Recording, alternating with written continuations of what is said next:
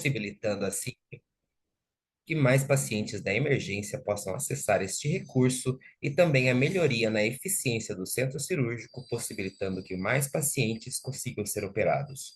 Eu sou Murilo, consultor médico aqui do Hospital Sírio-Libanês, e hoje serei o mestre de cerimônias desse evento. Para esse evento, estruturamos o fórum em 5 temas principais. Vamos demonstrar a linha do tempo e os resultados até dezembro de 2025, que foi quando finalizamos o monitoramento remoto do projeto de transformação Lean nos hospitais.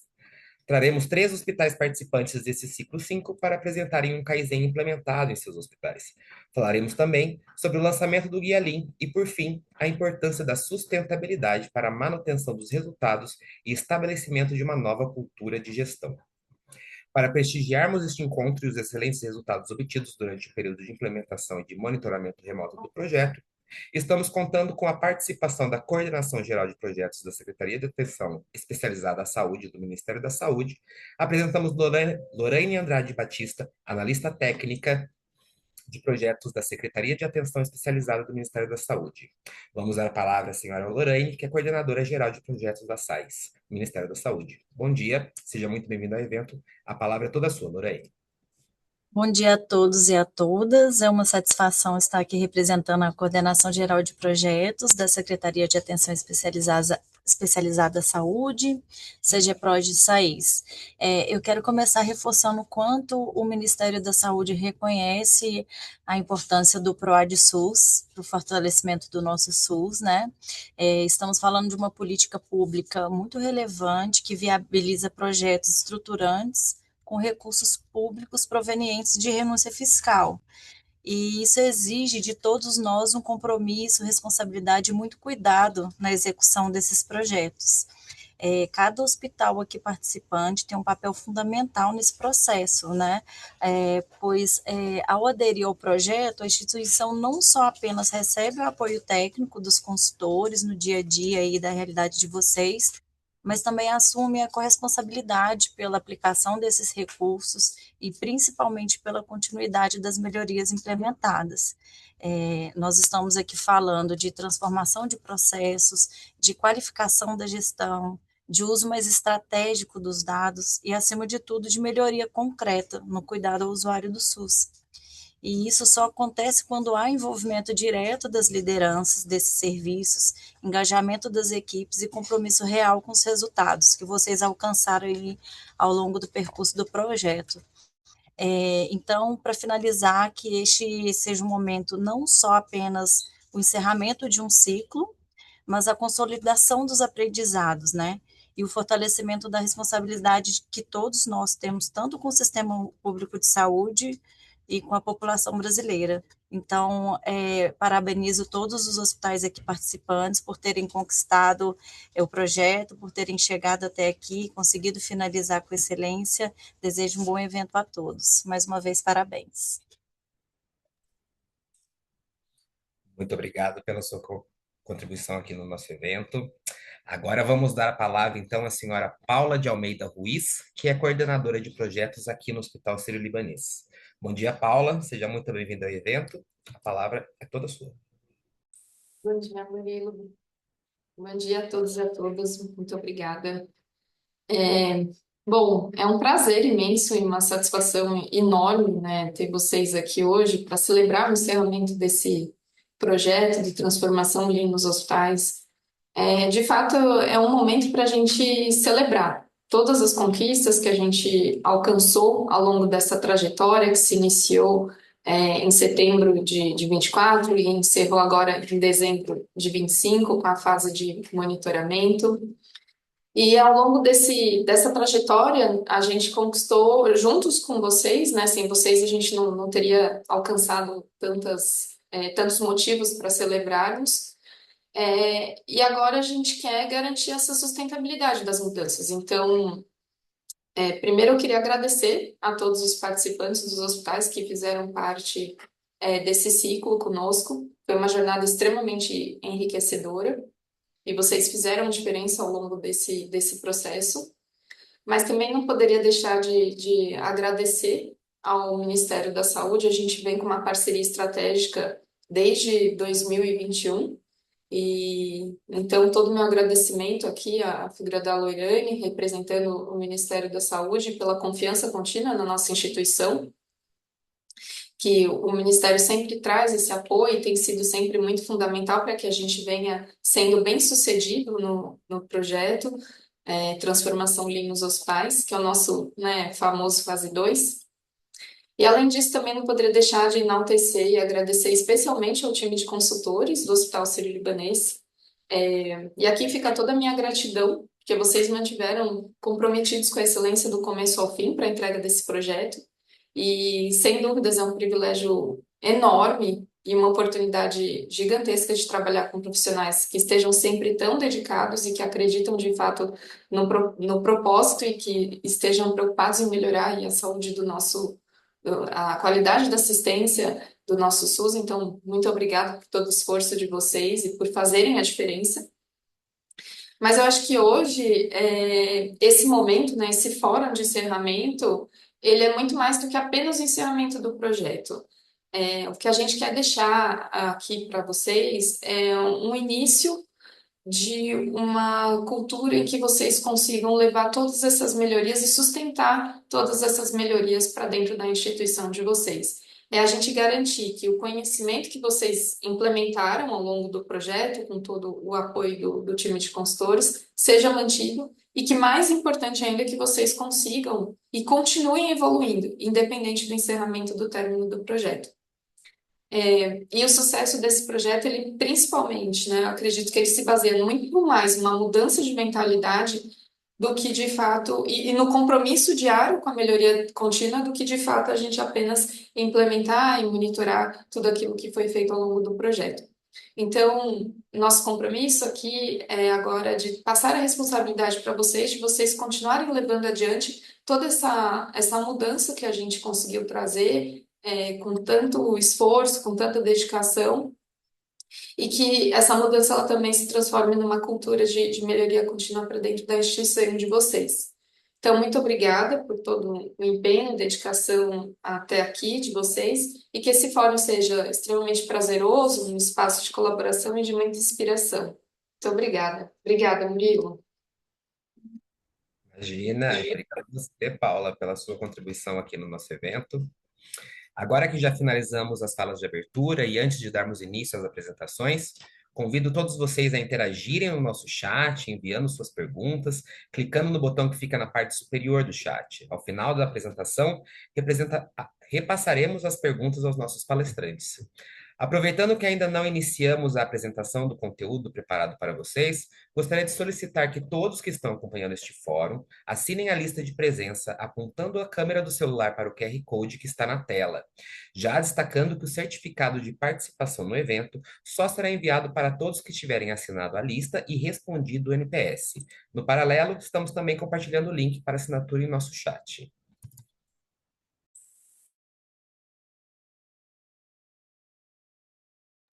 Vamos dar aí um minutinho para vocês conseguirem realizar a assinatura da lista.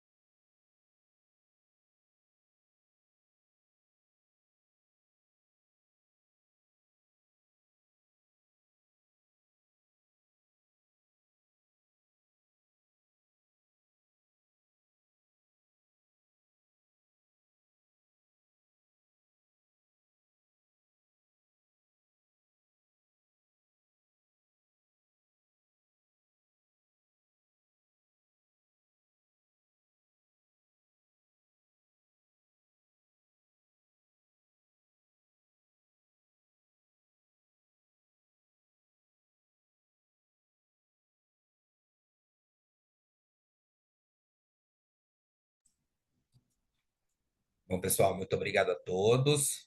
No final, repassaremos a lista de presença e o NPS, mas lembrando que o link também se encontra disponível no nosso chat. Para iniciarmos as apresentações deste evento, convido a Juliana Gomes, diretamente da Paraíba, que é especialista de projetos aqui do Hospital Sírio-Libanês, para a apresentação, introdução e linha do tempo do projeto. Bom dia, Juliana. Seja muito bem-vinda ao evento. A palavra é toda sua. Bom dia, Murilo. Obrigada pela apresentação. Nesse momento, eu convido a todos a embarcarem nesse momento que foi criado para todos vocês com muito esmero. Então, para iniciarmos, é importante reforçar que o projeto Transformação Lean nos Hospitais é uma iniciativa do PROAD-SUS em parceria com o Ministério da Saúde. O PROAD-SUS ele representa uma estratégia estruturante de fortalecimento do SUS, com projetos voltados à educação, pesquisa, tecnologia, gestão e assistência. Nesse contexto, o projeto Lean ele nasce como uma iniciativa de transformação sistêmica, com foco na qualidade do cuidado, melhoria do acesso e sustentabilidade operacional. Para falar um pouco sobre Lean na saúde, pode passar o slide, por favor? O Lean na Saúde é uma abordagem de gestão baseada na geração de valor ao paciente e na eliminação de desperdício. Ele se sustenta em 5 principais fundamentos. O principal princípio é o valor agregado. Então, isso nos obriga a fazer uma pergunta simples, porém muito poderosa. Essa atividade gera valor para o paciente ou é apenas um processo interno? Então, muitas vezes o paciente espera horas por algo que não traz um valor agregado assistencial para ele. O segundo é mapear o fluxo de valor. Ao enxergarmos o fluxo ponta a ponta, conseguimos identificar gargalos invisíveis na rotina, mas que impactam diretamente tempo de permanência e experiência desse paciente. O terceiro princípio é o fluxo contínuo. Em vez de trabalhar com acúmulos, retrabalhos, interrupções, buscamos fluidez. O hospital não pode funcionar em ondas de sobrecarga. Precisamos reduzir variabilidade desnecessária. O quarto princípio é o sistema puxado. Isso significa organizar o cuidado a partir da capacidade real instalada, evitando superprodução, sobrecarga de equipes e o uso inadequado de leitos. E, por fim, não menos importante, a melhoria contínua. Lean não é projeto com começo, meio e fim. É cultura, é criar times que identificam problemas, analisam causas e testam soluções de forma estruturada. Quando aplicamos esses princípios na realidade hospitalar, os impactos são muito concretos. Redução de filas e tempos de espera, otimização de recursos e processos, melhoria da experiência do paciente, aumento da eficiência e da produtividade e, principalmente, o fortalecimento de uma cultura de melhoria contínua. Mais do que ferramentas, falamos de mudança de mentalidade e modelo de gestão. E trazendo um pouco agora para vocês sobre a linha do tempo do projeto, ao longo dos últimos anos, estruturamos uma trajetória consistente de evolução do projeto. A linha do tempo, ela demonstra que não se trata de uma ação pontual, mas de um movimento contínuo de amadurecimento metodológico, ampliação de alcance e consolidação de resultados. Cada ciclo incorporou aprendizados do anterior, fortalecendo a metodologia e ampliando o impacto nos territórios. Pode passar, por favor? O nosso alcance, na fase 2 do projeto Transformação Lean, ele alcançou 45 hospitais, distribuídos em ciclos entre 2021 e 2025. Então, tivemos, no ano de 2021, o nosso primeiro ciclo do projeto, que teve um alcance de 6 hospitais. O ciclo 2 seguiu no ano de 2022 com um alcance de 5 hospitais. Já em 2023, tivemos concomitante o ciclo 3 e 4 com um alcance de 19 hospitais. E neste último ciclo, o ciclo 5, esse que hoje encerramos, foram 15 hospitais participantes. No total, estamos presentes nas 5 regiões do Brasil, contemplando 20 estados.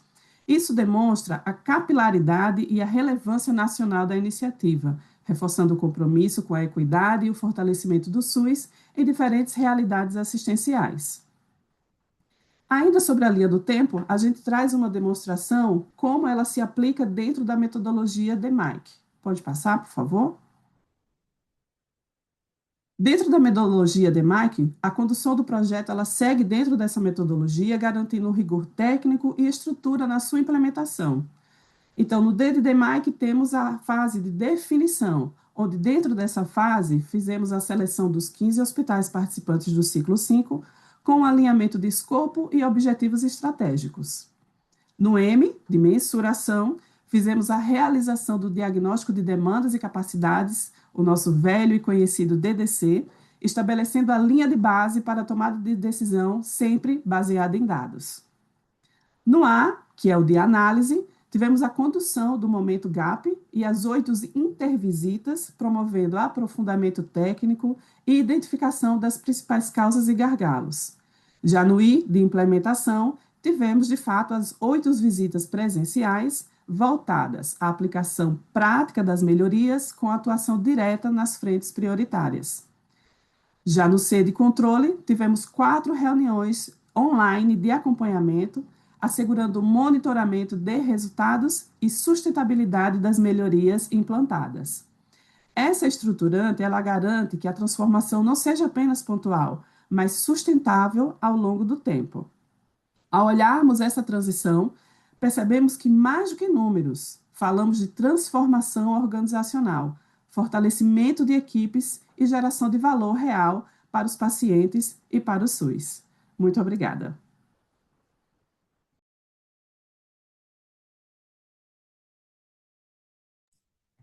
Juliana, muito obrigado a você pela sua contribuição.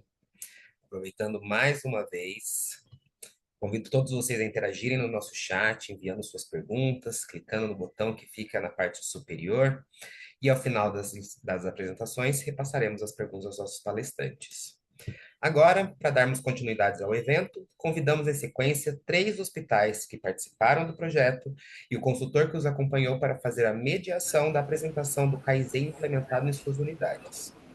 Para iniciar essa etapa, convidamos o primeiro participante desses 3 hospitais, que é Jaline Alcântara do Prado, gerente de enfermagem responsável técnica do Centro Cirúrgico do Hospital de Urgência de Teresina, no Piauí, para apresentar o Kaizen, número elevado de cancelamentos cirúrgicos eletivos no HUT. E para acompanhar esse Kaizen, convido também o especialista de projetos Eduardo Serve, que é aqui do Hospital Sírio-Libanês, para fazer os seus comentários ao final. Jaline e Eduardo, muito obrigado pela contribuição. A fala é toda de vocês. Olá, pessoal, bom dia. Jaline, já estou vendo você. Eu vou compartilhar a tela aqui, fica bem à vontade, tá bom, Jaline? Acho que esse é o momento aí de vocês, tá bom? Depois eu volto. E aí, pessoal, manda pergunta no chat aí e participem, façam perguntas para a Jaline e para todos os outros participantes, que é um momento muito rico para vocês também fazerem trocas entre vocês, né, entre os serviços, tá bom? Todos conseguem me ouvir? Ok, bom dia, gente. Como já fui apresentada, meu nome é Jaline, estou como gerente de enfermagem responsável técnica do Centro Cirúrgico do Hospital de Urgências de Teresina há pouco mais de um ano. E desde quando iniciamos, nós trouxemos para o nosso A3, para ser apresentado aqui, uma dor que era compartilhada entre todos os gestores, que está relacionada ao nosso número elevado de cancelamentos cirúrgicos eletivos no HUT. Pode passar, Eduardo.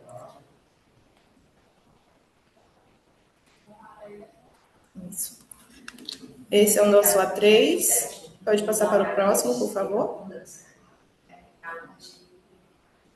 O nosso hospital, ele apresentava esse número elevado de cancelamentos de cirurgias eletivas, muitas vezes dentro do próprio dia do procedimento, gerando e refletindo uma desorganização da nossa agenda, gerando um prolongamento do uso das nossas salas de uma forma totalmente desorganizada, gerava essa sobrecarga das nossas equipes, mas principalmente uma insatisfação dos nossos pacientes, além do desperdício de recursos mobilizados para procedimentos que, na maioria das vezes, nem sequer ocorriam.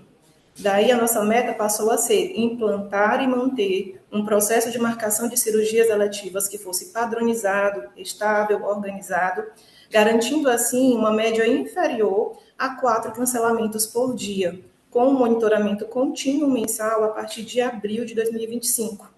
Nós estamos dentro, como traz o contexto, do maior hospital público de urgência e emergência do estado do Piauí, com uma alta demanda, com múltiplas especialidades e um grande volume cirúrgico, tanto de urgências quanto de cirurgias eletivas, que acabam concorrendo pelo mesmo espaço físico, pelo mesmo centro cirúrgico. trago para vocês, no nosso contexto, um recorte dos nossos primeiros indicadores relacionados aos nossos cancelamentos diários. Nós chegamos a um patamar de termos até mesmo 12 cirurgias canceladas por dia, por volta do mês de novembro, do mês de dezembro de 2024, quando a segunda fase do Lean começou a entrar para o centro cirúrgico e a nos ajudar dessa maneira. Em janeiro de 2025, percebemos uma discreta queda, mas ainda assim muito considerável, extremamente dolorosa para nós da gestão, mas principalmente para esses pacientes, porque quando nós calculamos, dentro de um único mês, nós chegamos a um patamar de 360 cirurgias canceladas. Pode passar, Eduardo. Então, passamos a analisar as causas através do diagrama de Ishikawa e conseguimos identificar vários motivos que nos levavam até esse número de cancelamento muito exagerado, muito exacerbado. Dentre eles, nós podemos citar, dentro do Ishikawa, a nossa dificuldade com mão de obra. Nós tínhamos mão de obra, porém, a nossa comunicação era muito fragmentada, nada fluida, principalmente entre as equipes e as áreas do hospital que fossem divergentes, que fossem diferentes, mas que tinham o mesmo objetivo, que era fazer um procedimento cirúrgico ocorrer. Nós tínhamos, eu creio que não seja novidade para ninguém, uma resistência à mudança da nossa rotina. As pessoas, os profissionais, elas se acostumaram a trabalhar diante de um caos. E quando veio o projeto para tentar organizar, claro que eles se refrearam um pouco e se mostraram um pouco resistentes também. Tínhamos uma equipe sobrecarregada, extremamente cansada, extremamente estressada, juntamente com os pacientes que eram mantidos em jejum prolongado de uma forma desnecessária. Em relação ao nosso material, que foi um outro ponto que se tornou a virada de chave aqui para o nosso hospital, era o fato de nós não termos material relacionado às cirurgias numa quantidade proporcional à nossa demanda. Então, precisamos sentar no começo da gestão, avaliar qual que era a necessidade real do hospital e passar a trabalhar com essa quantidade ideal. Em relação aos métodos, nós tínhamos um agendamento que não existia uma validação multiprofissional. Como nós costumávamos falar por aqui, os pacientes eram marcados de acordo com a sua fratura, mas não de acordo com a sua situação atual. Então, o que ocorria era que, por exemplo, uma fratura de fêmur era agendada, porém, quando o paciente chegava no centro cirúrgico, existia toda uma situação que envolviam esses pacientes que faziam com que eles não pudessem avançar, mesmo já estando dentro da sala de cirurgia, como pareceres cardiológicos que ainda não haviam sido nem sequer solicitados, exames que ainda não haviam sido realizados, mas tudo isso já ocorrendo com o paciente dentro da sala da cirurgia. Nós não tínhamos uma padronização das prioridades cirúrgicas, nós até sabíamos quais pacientes eram de fato prioridade, os mais idosos, aqueles que já estavam na sua sexta, sétima suspensão cirúrgica, porém não existia um rigor para que a gente trabalhasse primeiramente com esses pacientes para depois estender a lista do mapa cirúrgico para o restante. Nós não tínhamos um checklist pré-operatório tão definido como temos agora. As marcações cirúrgicas, elas ocorriam independentemente da disponibilidade do material. Se os cirurgiões quisessem agendar todo um posto de enfermagem que tivesse pacientes pré-cirúrgicos, eles tinham autonomia para isso, tinham liberdade para isso, e na porta do centro cirúrgico a gente iria descobrir se para aquele paciente que foi agendado e que desceu, tinha realmente material disponível no hospital minutos antes da cirurgia, de fato, ter que iniciar. Além do fato de termos informações tardias sobre exames e riscos cirúrgicos, descobrindo até mesmo quando o paciente já estava na mesa cirúrgica, que aquele paciente ainda não tinha uma avaliação cardiológica, um eletro realizado, às vezes nem sequer um hemograma realizado para que a cirurgia pudesse ocorrer. Além disso, em relação à nossa medição, nos faltava indicadores de desempenhos que fossem de fato mais fiéis, mais trabalhados, mais coordenados e mais bem avaliados, além das nossas metas que não eram definidas. Então, em relação ao diagrama de Ishikawa, que nos ajudou nessa análise de causas, nós encontramos esses principais motivos. Não elencamos aqui meio, ambiente, máquina, porque não tínhamos nada que gerasse problemas nesse sentido. Pode passar, Eduardo. Diante de todas essas problemáticas que nós vivenciávamos, nós começamos a elaborar um plano de ação. Um dos primeiros dele foi, de fato, aumentar a disponibilização dos nossos materiais cirúrgicos com a ajuda da direção, com a ajuda da gestão, para que a gente pudesse realmente trabalhar com uma quantidade de material ideal, de acordo com a quantidade de pacientes que nós recebíamos. passamos a auditar diariamente os cancelamentos cirúrgicos eletivos, através de grupos, onde tanto a coordenação quanto a direção têm acesso a essas informações de uma forma diária, para que a gente possa trabalhar praticamente em loco mediante esses cancelamentos do dia anterior. Passamos a compilar mensalmente esses indicadores do monitoramento da gestão, através dos nossos administrativos, tornando esses dados acessíveis para todo o hospital e para a gestão também de uma forma mensal. Passamos a confirmar os pacientes no nosso mapa cirúrgico, ainda no que a gente chama de D-1, um dia antes da cirurgia. Então, esses pacientes que foram confirmados, um dia antes do procedimento, eles já têm aquela certeza de que tem tudo para que essa cirurgia ocorra, já temos material, os exames já estão ok, fazendo com que essa sobrecarga de estresse e de jejum desnecessários passassem a não existir mais com tanta frequência aqui. A nossa avaliação pré-anestésica deixou de ser feita na porta do centro cirúrgico minutos antes do paciente entrar, para ser realizada realmente um dia anterior, dando tempo para que o hospital possa se programar se porventura o anestesista precisasse de um outro exame, de um pedido de UTI para o paciente ou de uma avaliação de alguma outra especialidade solicitada por ele. Além disso, passamos a implementar a nossa ferramenta do bate-mapa. Então, de segunda a segunda, nós temos reuniões na porta do centro cirúrgico, num local destinado para isso, onde os demais setores do hospital, que têm pacientes que vão ser operados no dia seguinte, se reúnem, levando o que foi solicitado para eles, levando as pendências que ainda têm, para que a gente possa decidir se esses pacientes ainda continuam no nosso mapa para o dia seguinte, ou se eles terão que ser retirados e serem reprogramados para dias mais na frente, algum dia mais na frente. E, além disso, aprimoramos o nosso consolidado de dados cirúrgicos, que é feito diariamente, enviado para a gestão diariamente, através do consolidado realizado pelos enfermeiros do centro cirúrgico. Pode passar, Eduardo. E o resultado que todas essas ações nos proporcionaram foi esse que vocês podem acompanhar na tela.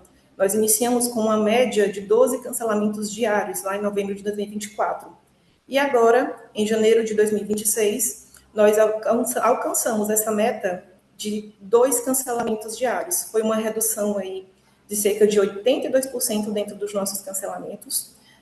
Vocês podem perceber pelo traço vermelho que a nossa média era de ter 4 cancelamentos diários por dia, então nós já estamos conseguindo estar até abaixo dessa meta.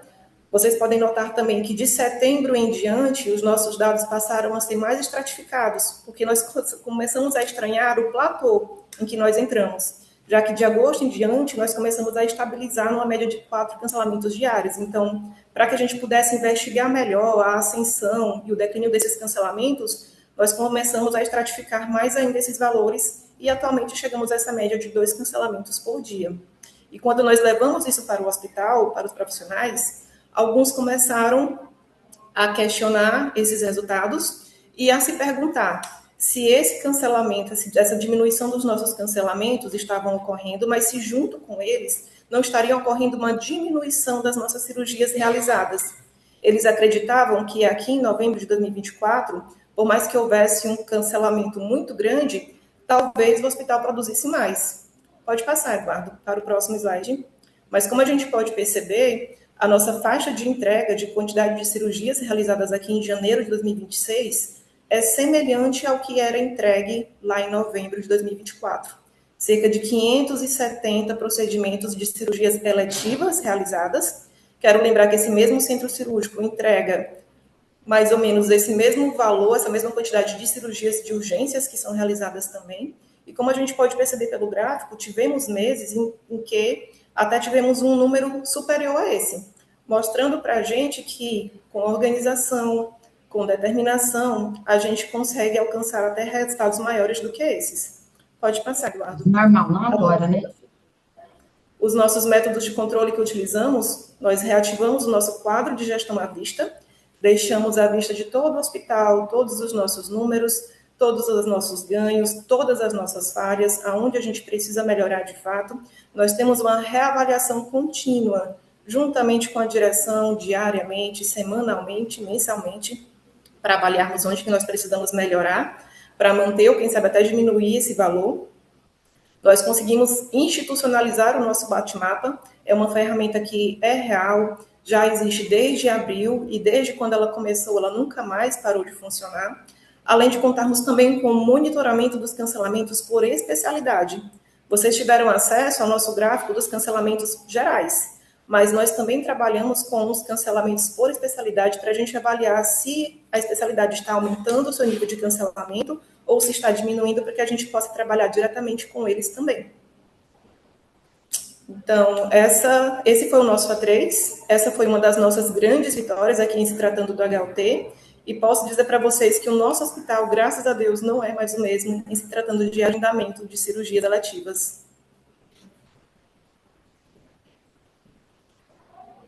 Muito bom, muito legal. Muito obrigado, viu, Jaline, pela apresentação aí do trabalho de vocês, né? No fim das contas, vocês estão aí todos os dias batalhando e conseguindo alcançar esses resultados de forma aí exemplar. É, e aí eu reforço que a gente sempre vai ter alguma adversidade, né? A gente sempre vai ter alguma dificuldade, alguma resistência, alguma barreira, alguma falta de recurso, né? Quando eu falo recurso nesse sentido mesmo, às vezes de, né, não é necessariamente pessoas, materiais, mas como a gente lida em cima disso e como que a gente consegue ser objetivo, né, naquilo que a gente está tentando alcançar. Eu acho que é uma redução expressiva, né? A gente pensar justamente aí nesse cenário que você trouxe de manutenção do volume cirúrgico, mas uma redução importante dos cancelamentos, pensando na experiência do paciente mesmo, como você trouxe lá no início, né? Deixar esses pacientes em jejum, deixar esses pacientes às vezes com a expectativa de que vão fazer uma cirurgia e aí essa expectativa ser frustrada, né, no dia seguinte, quando era necessário, né, cancelar a cirurgia por N motivos que seja, né, isso impacta, né, na experiência mesmo do paciente, na forma como ele enxerga o serviço, na vida dele, né, e como os familiares, né, também é, trabalham em cima disso. E digo mais, eu acho que tem uma questão importante em relação também com o planejamento terapêutico desse paciente, né? Eu tenho uma dificuldade lá, um cancelamento de uma cirurgia, eu tenho uma dificuldade no planejamento de alta em si,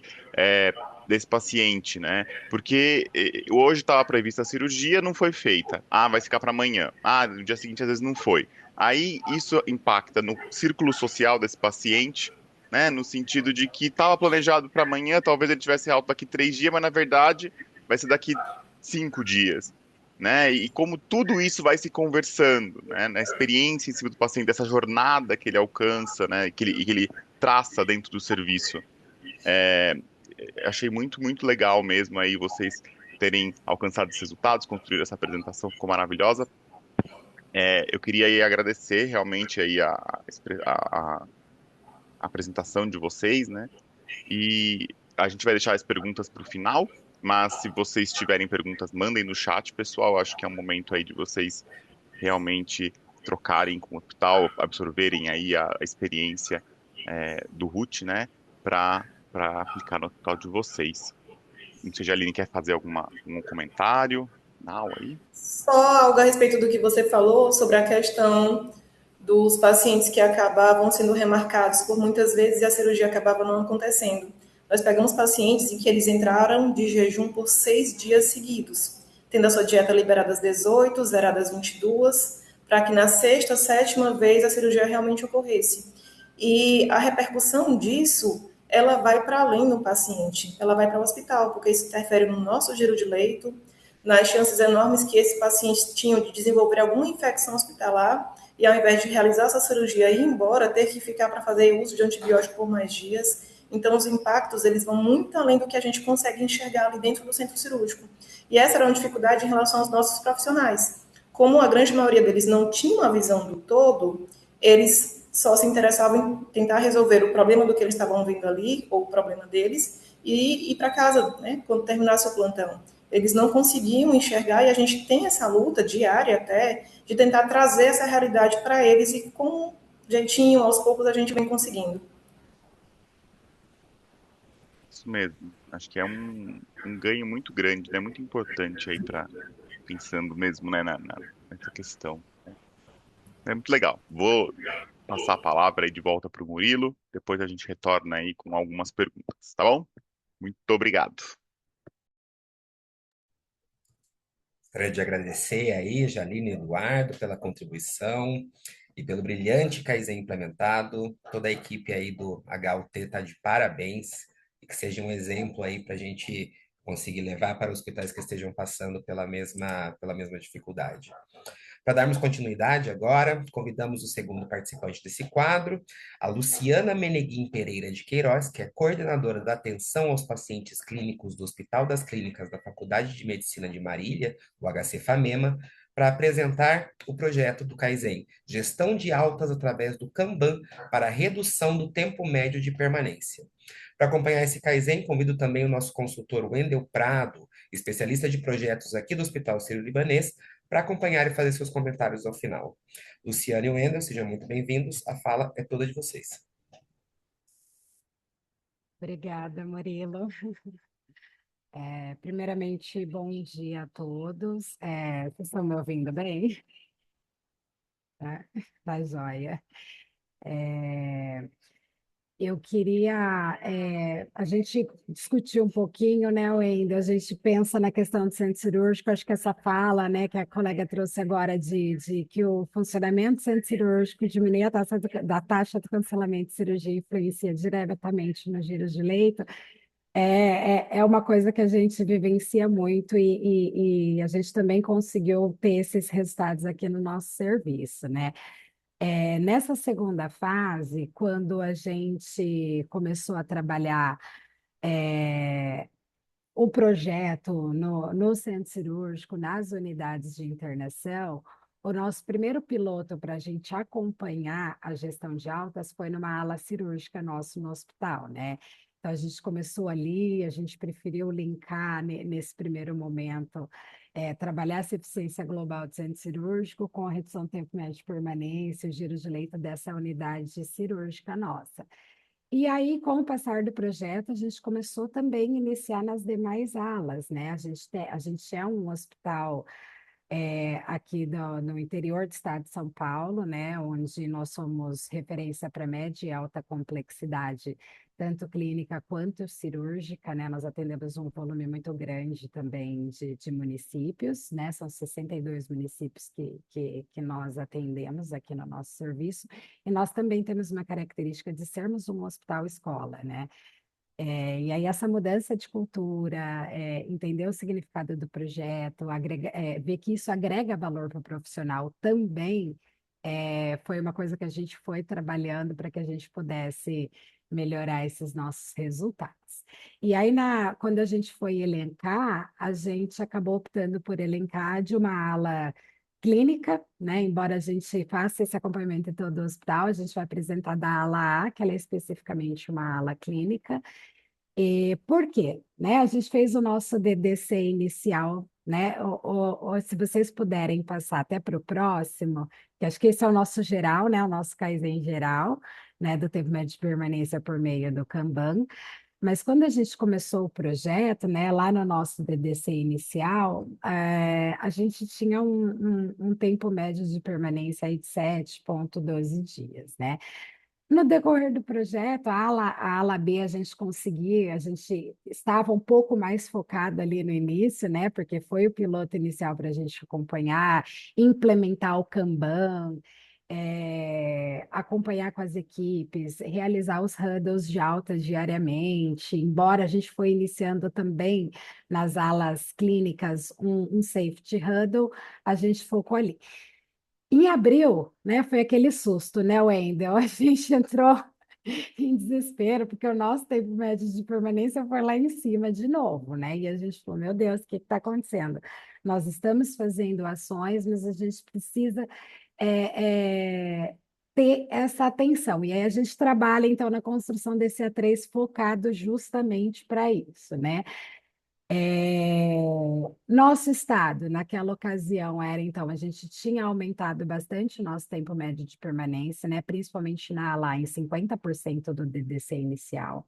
Aquilo deixou a gente muito triste, né? Na ala B, que era o piloto que nós vínhamos fazendo cirúrgico, a gente também tinha aumentado, então, ali de 2,3, a gente também tinha subido bastante, aumentado 56% no tempo médio de permanência.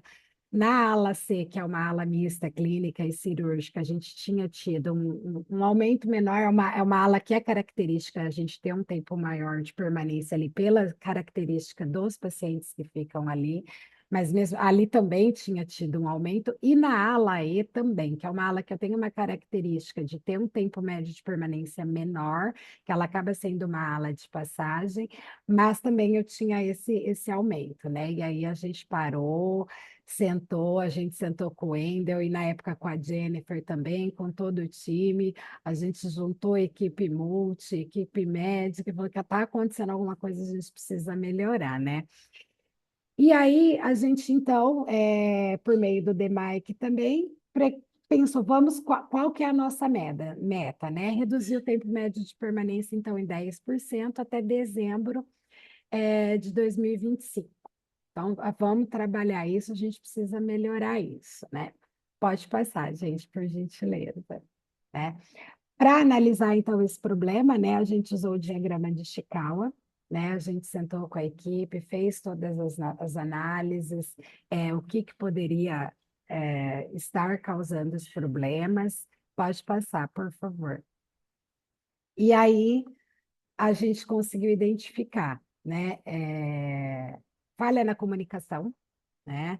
Embora a gente estivesse ali fazendo o piloto, o huddle, né? Fazendo o piloto no huddle da ala B de alta, iniciando também na ala A e na ala C, a gente via que ainda faltava, né? Quando a gente vê que precisa de uma mudança de cultura, entender que as pessoas agreguem valor àquilo que está acontecendo, a gente começa a ter um pouquinho mais de dificuldade. Então, a gente viu isso e começou a trazer a importância desse momento para que a gente pudesse melhorar a comunicação. E ele passou a ter uma aderência um pouco melhor, né? E a gente foi crescendo. Hoje ele continua. Inclusive, hoje foi o último dia de uma residente que participa junto no Huddle. Eles até mandaram foto da equipe toda no Huddle. Eu falei, ai, que bonitinho, né? É o último dia da residente no Huddle. Então, eles aderiram, a equipe inteira abraçou mesmo, e a coisa tem acontecido.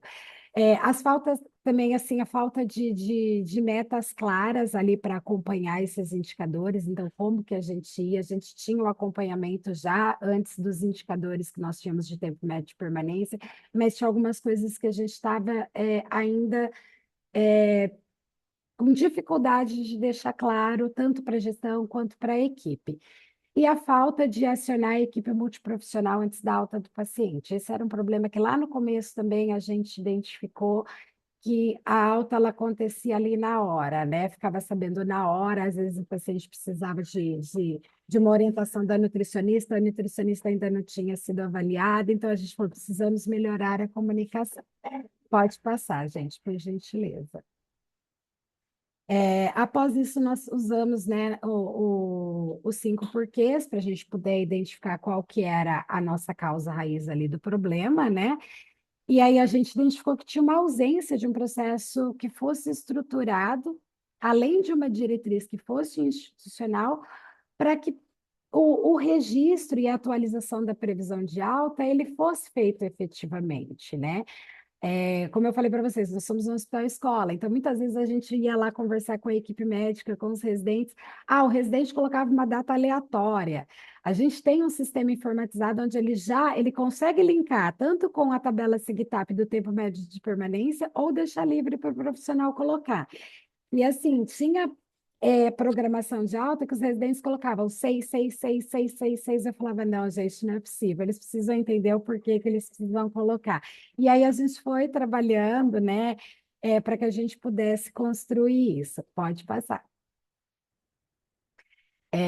E aí nós desenvolvemos as ações, né? Então, tinha a questão do huddle, né, que nós vínhamos fazendo, então, esse huddle de alta na ala B, né? A princípio, a gente começou com a equipe de ortopedia, porque era a equipe que a gente tinha também um maior problema em realizar a programação de alta, por questão de plano terapêutico, comunicação. Então, nós começamos o piloto com essa equipe, né? E aí nós expandimos com a equipe de clínica médica também para as demais alas, que é uma especialidade onde eu tenho o maior número de pacientes internados. É, nós construímos também, junto com a equipe multiprofissional aderiu, então, além do físio, do fono, aí depois nós ficamos sem fono, agora a gente chegou a um fono novo, então o hospital foi passando por altos e baixos. A gente conseguiu envolver os residentes também. Então, quando a gente conseguiu envolver esses residentes que estavam participando, tanto médicos quanto de equipe multi, foi muito bacana, né?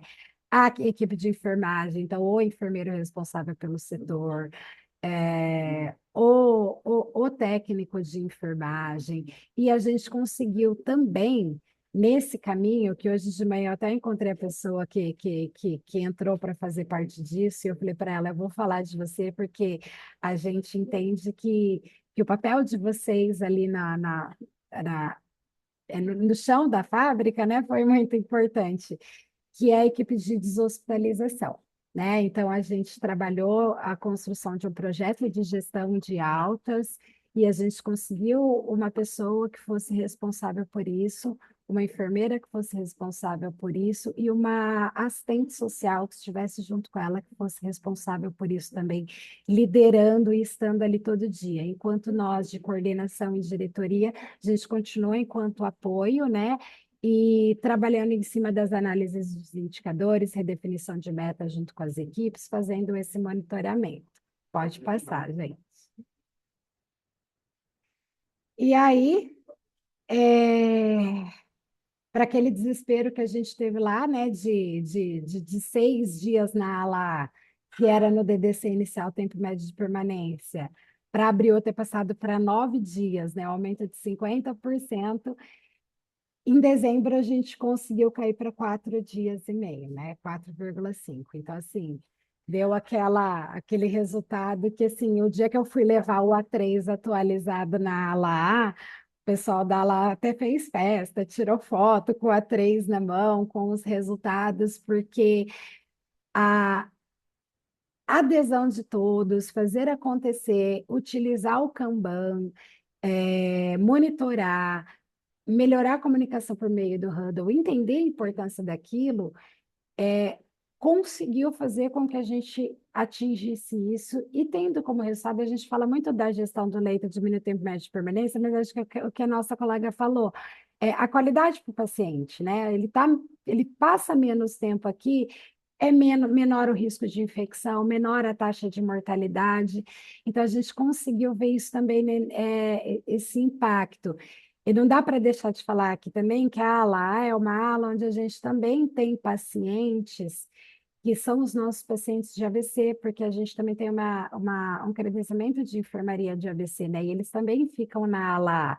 E aí a gente conseguiu envolver para que isso tudo acontecesse. Esse impacto na A, a gente teve impacto positivo nas outras alas também, tá, gente? Mas conseguiu que a gente reduzisse, então, em 6% o tempo médio de permanência geral nosso também, né? Então, a gente conseguiu melhorar o hospital geral, mas a, a, a gente ter tido esse impacto ali na ala, eu falo que foi motivo de festa, e eu repito com orgulho, eu passo falando na ala mesmo com orgulho, porque não tem como deixar de frisar isso para eles. Pode passar, Wender.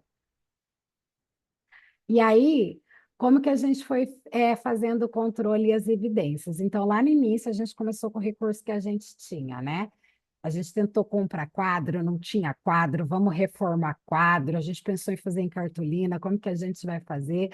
Aí a gente conseguiu, na época, com a enfermeira, que era coordenadora das enfermarias, que hoje ela não está mais com a gente, hoje nós temos outra enfermeira que está, que foi a enfermeira Tauana, e a enfermeira Renata, que era responsável, a enfermeira responsável pela ala, a gente conseguiu os quadros, e aí elas fizeram, né, deram ideias, fizeram como que a gente vai fazer, e aí a gente implementou esse Kanban lá na ala, manual, alimentado diariamente, atualizado diariamente. Pode passar, hein, por favor. Só que a gente não queria deixar daquele jeito, a gente queria melhorar e expandir, porque o intuito não era deixar em uma ala e ir fazendo uma de cada vez, a gente queria um negócio maior, que envolvesse todo o serviço. E nós aqui do HC, nós temos o nosso hospital aqui, o HC1 e o HC2. Ele é uma característica é adulto, né? Ele é adulto. E nós temos o HC2 que ele é materno e infantil. E aí, em algumas intervisitas, e que a equipe do materno também participou, e viu que a gente vinha trazendo ali da questão da gestão de altas, eles também tinham interesse em colocar isso lá, né? Embora sejam equipes diferentes, prédios diferentes. E aí, quando a gente traz, que a gente vinha expandindo essa questão pro sistema, né, a gente vê que a gente consegue atender todo mundo e fazer melhorar o serviço como um todo. E aí a gente criou, então, o Kanban de altas no Famema Sistemas, que é um sistema interno nosso que a gente tem aqui. A gente, então, pediu para o nosso DTI construir, ele ainda está em melhorias, está em processo de melhoria, né? Melhoria contínua, ele continua. E aí eles colocaram, então, por unidade de internação, tem alguns filtros que a gente consegue colocar por especialidade também, então a própria especialidade consegue chegar de manhã e ir lá clicar a especialidade dela, aplica o filtro, mostra todos os pacientes que eles têm internados em todas as alas, e aí ele, pela gestão visual, por corzinha, né? Então, o amarelo, os pacientes que têm previsão de alta nas próximas 24 horas, o verdinho, que a programação de alta está ok, o paciente, o tempo médio dele de permanência está de acordo com a previsão de alta. O roxinho, que precisa de previsão de alta, ele está sem a previsão de alta, porque o sistema ele dá essa opção do profissional deixar como sem previsão também. E o vermelhinho, né, que esse paciente já extrapolou, precisa revisar essa programação de alta, o que aconteceu, que a gente sabe que isso acontece, né? A gente que está ali diariamente, a gente sabe que isso também acontece. E esse sistema, o intuito dele é que a gente coloque ele numa TV em cada uma das alas, né, para que ele é atualizado em tempo real, a cada 60 segundos ele vai sendo atualizado, e para que essa gestão ela fique, né, ali na entrada da ala para que todo mundo possa ver e acompanhar, todas as equipes possam acompanhar. Eu até brinquei com a Endel ontem, a gente tinha conseguido umas televisões, mas aí quando as televisões chegaram, a gente foi instalar a televisão, ela não suportava porque ela era para uma outra finalidade, eles conseguiram aumentar o pedido, mas acabou que não deu certo, mas as nossas televisões estão chegando. A gente não vê a hora de chegar para colocar, né? E aí a gente já discutiu com o DTI em relação à parte visual, porque a gente entende que do jeito que está hoje, para pôr na televisão, ainda precisa de melhorias, e aí o DTI tem trabalhado nisso, para a hora que chegar a gente colocar. E aí eu vou tirar foto e eu mando para vocês na hora que tiver com as TVs, bem bonitinho. Em contrapartida, quando a gente começou a usar, eu, enquanto coordenação, comecei a sentir umas certas dificuldades em relação a relatórios, né? E aí ele já gera para a gente também os indicadores. Então, nesse das colunas, a gente consegue acompanhar os indicadores. A gente coloca as datas que a gente quer, né? Põe os filtros lá, eu consigo ver por ala, por especialidade ou geral. Então, o total de altas que foram programadas e realizadas, né? O que teve de alta surpresa, o que teve de extrapolar, né, o tempo de alta, o que teve de alta ok dentro do prazo, né? E o que a gente precisaria, então, fazer previsão, que foi alta sem previsão.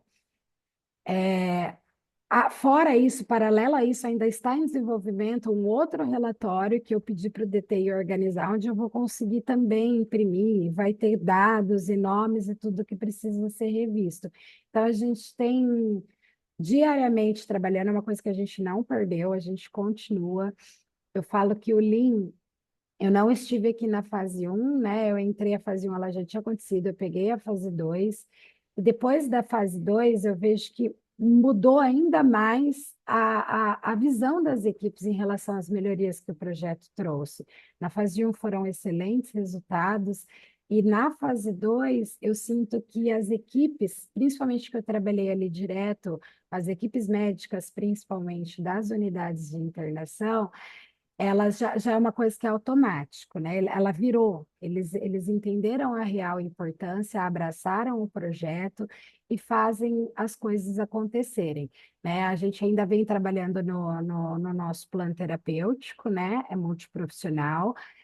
Ainda as equipes fazem manual, a ideia é que um dia a gente consiga colocar no sistema também, para que a gente possa ter esse planejamento da alta melhor ainda é no papel, mas assim, grande parte das equipes já fazem, né? Estou muito feliz com isso, e a gente vê aí no final os resultados que a gente tem. E eu acho que é isso, gente. Eu passo palavra para o Wendel. Acho que eu não esqueci nada, né, de falar. Se eu esqueci, Wendel, por favor, complemente, né? E obrigada, pessoal. Muito obrigado, Lu. Muito bom a sua apresentação e a gente fica bastante feliz e satisfeito, né? E poder compartilhar todo o conhecimento aí, todos os resultados que vocês alcançaram e obtiveram. Mas a gente sabe que isso só foi possível porque a gente tinha como analisar, né, os dados que o hospital tinha, né? Nada é por acaso. A gente entende que um projeto ele encontra várias barreiras e a gente encontrou barreira depois de 4 meses de projeto, né? Então a gente teve o DDC inicial em novembro e a grande fagulha que fez com que a gente entendesse que era necessário a implementação de maneira mais robusta e mais assertiva foi em abril. Não foi lá atrás no DDC, né? Então a gente passou um período ali consolidando, amadurecendo o nosso banco de dados, melhorando, né, a nossa estratificação, melhorando as nossas análises, e a gente percebeu em abril, mas a gente só percebeu porque a gente tinha o dado. Senão a gente, tá super lotado o hospital, eu tô tendo que cancelar a cirurgia, mas ia ser ao acaso. Várias pessoas iriam dar opinião, é por conta do profissional médico, é por conta disso, mas eu não tinha dados para tomar as decisões e fazer com que a gente conseguisse entender que a ala A era a ala que estava ofendendo mais esse indicador. Que a gente geralmente faz uma análise do tempo médio de permanência geral, né? Então ali todos os setores estão dentro daquela coluna, uma coluna só. E aí, se eu faço as ações em locais que estão performando bem, eu não vou alcançar os resultados que eu espero. Então, o que eu gostaria de complementar, né? A gente já tinha mais de 200 ações em abril. O hospital aí de vocês, a gente terminou o ciclo com 367 ações. Eu até anotei aqui para não esquecer. Com 86% das ações concluídas. Mas elas não estavam surtindo o efeito que a gente esperava. E aí, em abril, a gente fez essa análise e entendeu, olha, não é a ala B a ala B que a gente precisa atuar nesse momento. Vamos atuar na ala B. Então, se a gente não tivesse os dados que pautassem a nossa análise, com certeza a gente continuaria indo para o lado errado. Então, a gente fala, né, que o indicador é algo que indica para onde a gente precisa ir, né? Se a gente está performando bem, vamos continuar. E se a gente está se distanciando da meta que a gente entende como meta necessária, faz com que a gente volte, né? Então, o HC Famema foi um hospital que participou do Fase 1 lá em 2022, e mais uma grata surpresa, desde 2022 até dia 27/2 de 2026, a gente tem praticamente 4 anos ali, né? Não teve nenhuma ruptura dos indicadores na comunidade. Até ontem, né, a gente vem conversando, a gente conversa com frequência, mesmo que formalmente a gente tenha finalizado o projeto, implementação, acompanhamento remoto, vocês continuam com as ações. 5S vocês aplicaram em vários setores, foram concluídos 8 A3 e A3 robustos, 5S eu acho que praticamente em todo o hospital, por mais que já tenha sido trabalhado lá no fase 1, e quando a gente fala também de melhoria contínua, a gente revisou os gatilhos do PCP de vocês praticamente no final. Por quê? Porque quando vocês fizeram o PCP, os gatilhos que foram construídos lá no fase 1, a realidade do hospital era uma. Aqui em 2025, né, no ano passado, a realidade do hospital passou a ser a outra. O Nedox que estava aqui, ele já estava aqui. Então, aqueles gatilhos que foram construídos lá atrás, eles já não faziam mais sentido. Então, até nisso, o hospital de vocês teve maturidade de reconhecer, entender e verificar que fazia sentido melhorar ainda mais, né? Então, eu gostaria só de agradecer a alta gestão, que teve um papel fundamental para que vocês tivessem tempo seguro para atuar no projeto, né? Porque a gente sabe o tanto de atribuições que vocês têm. Em nome do Dr. Luciano, né, que nos ajudou bastante, nos deu todo o suporte, você, a Raquel, Carol lá no centro cirúrgico, aqui a gente teve que escolher apenas 1 A3 aqui, mas se a gente pudesse trazer mais A3, com certeza a gente teria pelo menos mais uns 2 do centro cirúrgico, mais um lá do pronto-socorro, mas a gente trouxe um A3 que pudesse representar todo o grupo que trabalhou com a gente. Então, muito obrigado novamente e até breve. Obrigada, Wendel. Até breve. Luciane e Wendel, muito obrigado pela contribuição. Que Kaizen belo, hein? Nesta bela cidade de Marília, cidade que tem cheirinho de bolacha. Para darmos Isso continuidade agora, mesmo. então, vamos convidar o terceiro participante desse quadro, que é a Adriana Bianchi, enfermeira do NEP, Núcleo de Educação Permanente do Hospital Santa Casa de Rio Preto, para apresentar o Kaizen, Redução do Loss Com. E para acompanhar esse Kaizen, também convido o consultor médico Paulo Azevedo, aqui do Hospital Sírio-Libanês, para fazer seus comentários ao final. A palavra é toda de vocês.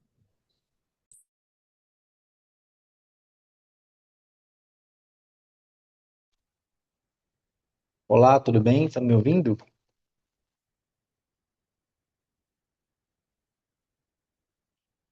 Murilo, tudo bem, Murilo? Você está me ouvindo bem? Vocês estão me Ah, ouvindo? estamos ouvindo.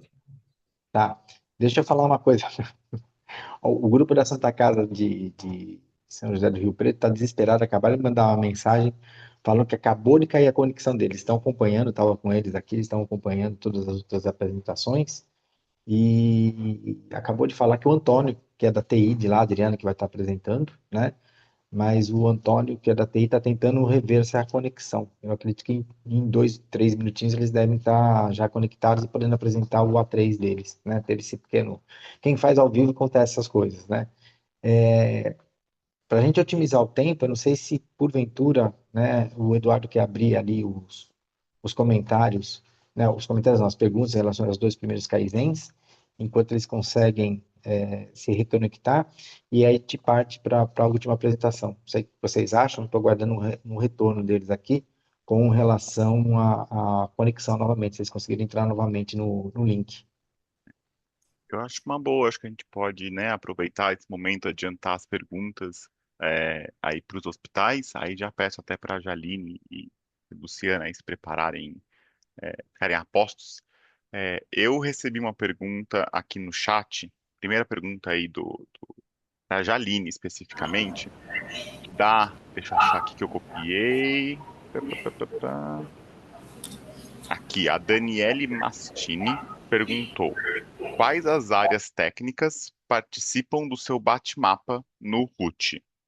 Então, acho que a ideia é assim, não o setor, os setores, as pessoas, acho que entender um pouquinho melhor aí como que está estruturado esse bate-mapa de vocês, nesse momento. Pronto, o nosso mapa ele é gerado inicialmente por volta de 1 hora da tarde, às 13 horas.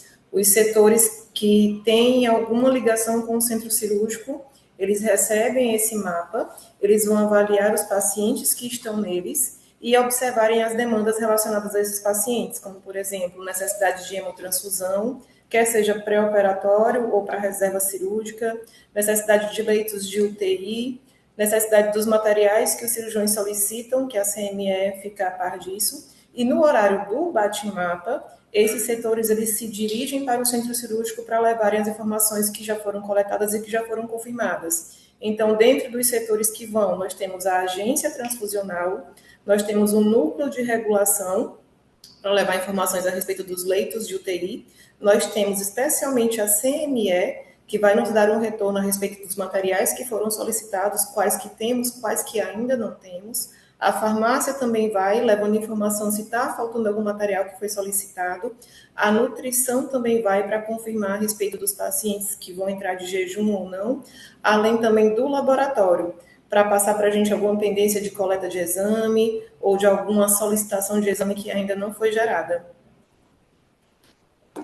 E aí vocês fazem em qual horário? Desculpa, não sei se você comentou. Às 17 horas. Às Final do 17 dia. horas, de Pro segunda dia a segunda, seguinte, para o dia posterior. posterior. Bacana, legal. Acho que é uma boa prática, né? A gente conseguir reunir esses setores para a gente conseguir justamente entender os nossos entraves, né? Às vezes a gente também orienta a fazer de alguma forma um D mais um, né, digamos assim, da gente tentar prever do dia ainda da frente, né, mas assim, às vezes depende da demanda do hospital e depende às vezes do perfil em si, né, de material, que às vezes da rede logística em si, mas até que você abrir o microfone, vamos ver como é que, porque às vezes pode ser o caso, né, às vezes em caso de cirúrgico, por exemplo, a gente precisa de algum material específico, alguma prótese específica, e às vezes isso não está disponível aí na rede logística e vai demorar um pouco mais, né, mas aí, fala aí, Jaline. Como é que é a experiência de vocês? Em relação aos materiais que são solicitados, não sei se foi isso se é isso que você vai querer saber. Às 17 horas nós temos acesso a essas informações, e aí caso algum material não esteja ainda no hospital, a CME entra em contato com as empresas para ver se elas vão destinar esse material para a gente com tempo hábil, ou caso não, nós entramos em contato com o cirurgião e perguntamos se existe algum material que possa substituir. Ele dizendo que não pode, que teria que ser esse material, então nós retiramos o paciente do mapa antes que o paciente saiba da confirmação da cirurgia, antes que ele entre em jejum. Providenciamos o material necessário para então colocarmos o paciente novamente no mapa. E outra coisa que nós ganhamos com o agendamento prévio um dia antes, talvez isso ocorra também no hospital de vocês, mas 7 horas da manhã é horário de passagem de plantão. Então, quando o centro cirúrgico tentava, às 7 horas da manhã, contato com as clínicas para descer os primeiros pacientes do dia, isso gerava na gente um atraso muito grande. Todos os dias nós tínhamos atraso de descida de paciente. Então, o que foi combinado também com a ajuda do Bate-Mapa é que, como nós já temos a sequência correta dos pacientes que têm para a cirurgia no dia seguinte, o enfermeiro da noite do centro cirúrgico entra em contato com o enfermeiro da noite também dos postos e já orienta quais são os primeiros pacientes a descer às 6h30 da manhã. Então, eles já ficam aguardando na porta do centro cirúrgico às 7 o chamado para as primeiras cirurgias. E isso fez com que a gente girasse melhor no nosso começo de plantão também. Ótimo, é uma ótima prática, né? Você ter justamente essa previsibilidade em si.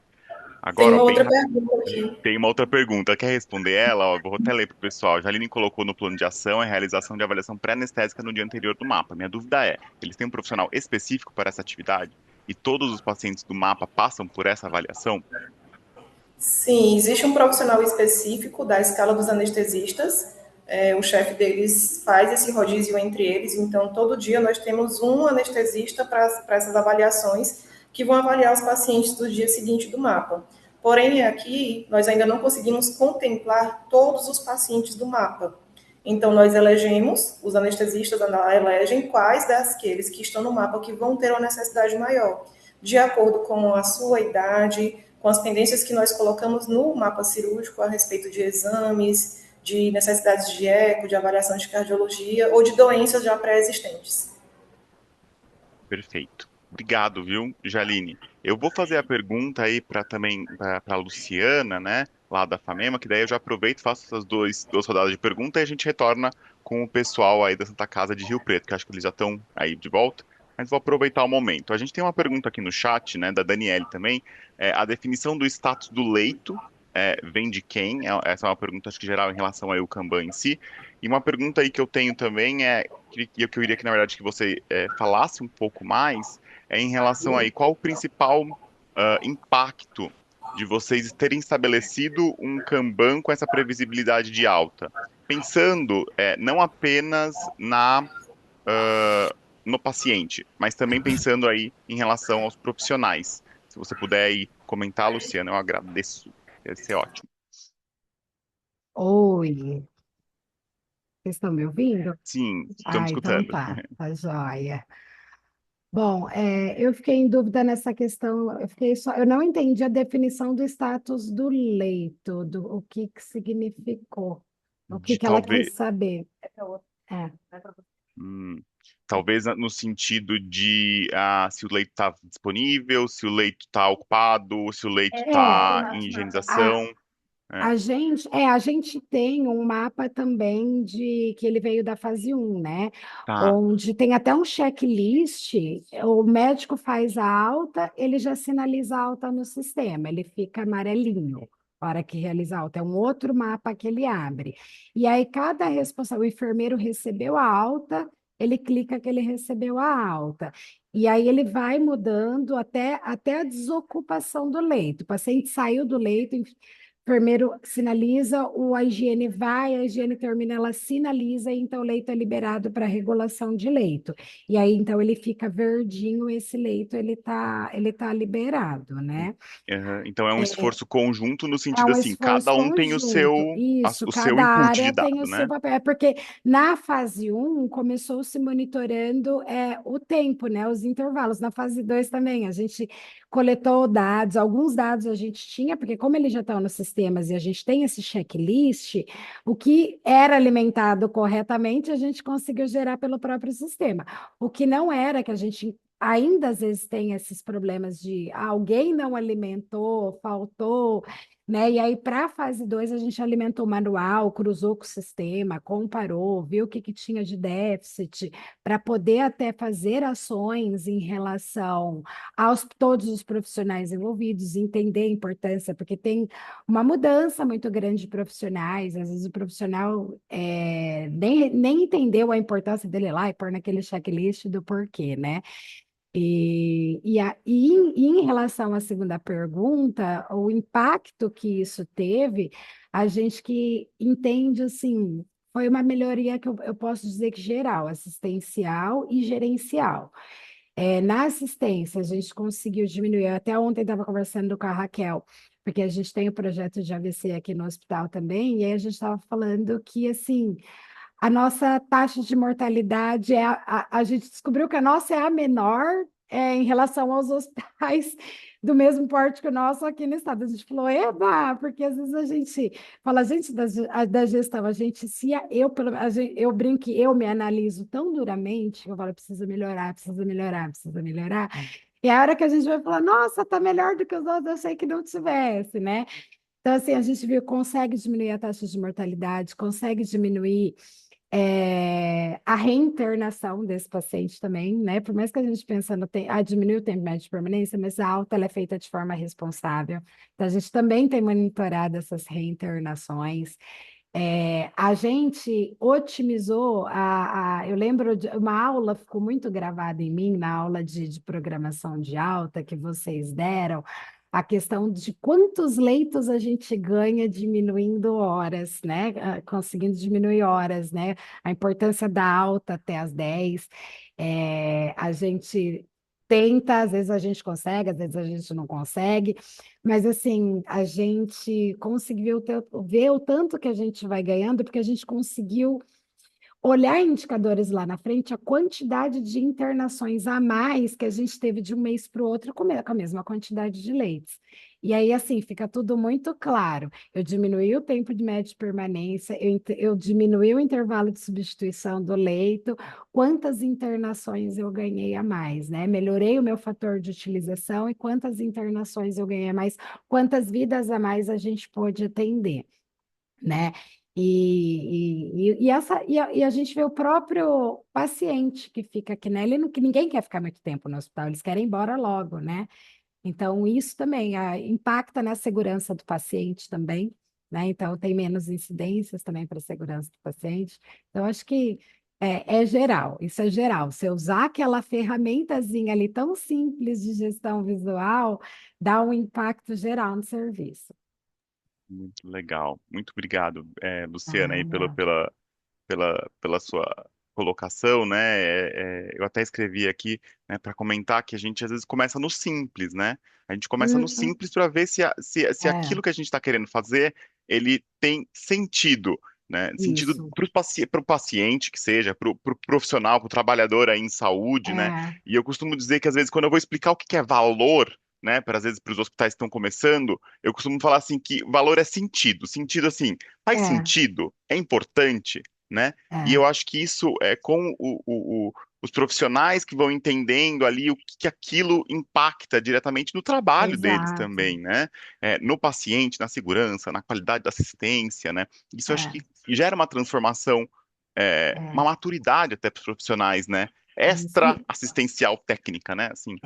E o impacto no centro cirúrgico, né? Porque a gente tem mais leitos disponível para o centro cirúrgico. O impacto no pronto-socorro também, né? Diminui a Uhum. superlotação. Então, assim, é aquela fala, né? A alta começa na internação. Então, A acho alta que comenta. isso é. a gente planeja a alta quando o paciente pisa no hospital, né? Exato. Muito bom. Eu vou passar agora a palavra, mas muito obrigado, viu, Luciana? Aí eu passo a palavra para o Murilo. É isso aí, né, pessoal? Muito obrigado. Aí depois eu já volto com outras perguntas. Obrigado a vocês aí pela resposta. Obrigado a galera que está toda interagindo no chat. Continue mandando as perguntas. Agora eu retomo aqui então com a Adriana e com o Paulo para a apresentação do Kaizen, redução do LOSCOM do Hospital Santa Casa de Rio Preto. A palavra é toda de vocês. Adriana, se quiser começar, fique à vontade. Ok, bom dia, pessoal. É um prazer estar falando aqui com vocês. Sou a Adriana, como o Murilo já apresentou, membro do time GAP aqui da Santa Casa. Tivemos um probleminha aqui com a conexão, já precisamos mudar de sala, mas tudo bem com o som, imagem? Sim, tranquilo. Tudo certo. Então, na nossa, né, é uma grata satisfação ali, nós começamos em julho de 2003, né, a Santa Casa no projeto Lean nas Emergências. Somos um hospital referência para o atendimento de porta de São José do Rio Preto, com uma população aí que pouco mais de 500 mil habitantes, e a nossa urgência é uma urgência referenciada, com porta aberta para oncologia e obstetrícia apenas, né? O paciente oncológico em atendimento conosco. Os demais atendimentos são atendimentos referenciados pelo município de São José do Rio Preto. Dentro de todo o nosso processo de Lean, né, que foi um extremo aprendizado, muitas mudanças, engajamentos, resultados assim muito satisfatórios. Pode passar por favor? O nosso A3, né, o que a gente chama muita atenção para a gente falar da porta, é a questão do aumento do nosso LOSCOM durante aí o projeto, né? Então, no primeiro semestre do Lean aqui na Santa Casa, de julho de 23 a maio de 24, no primeiro ano, né, a gente vinha ali com um tempo de 4 horas de LOSCOM internação para o nosso paciente, que para o momento para a gente era um dado muito bom, né? Com o passar do tempo, inúmeros processos mudando, intercorrências acontecendo, fomos gratificados em participar da segunda fase, né, do projeto, aí o Lean no centro cirúrgico, ainda com os consultores aqui, a gente começou a observar um aumento nesse tempo do nosso loss com internação, e sim, bastante preocupante, né? Então, o que a gente tinha lá, uma média de 4 horas para nossa passagem do paciente na emergência, nós fomos ali para 8h30, 9 horas, esse nosso tempo de demora, né? Então, aí foi para 540 minutos a nossa média, o que pediu uma intervenção até que imediata.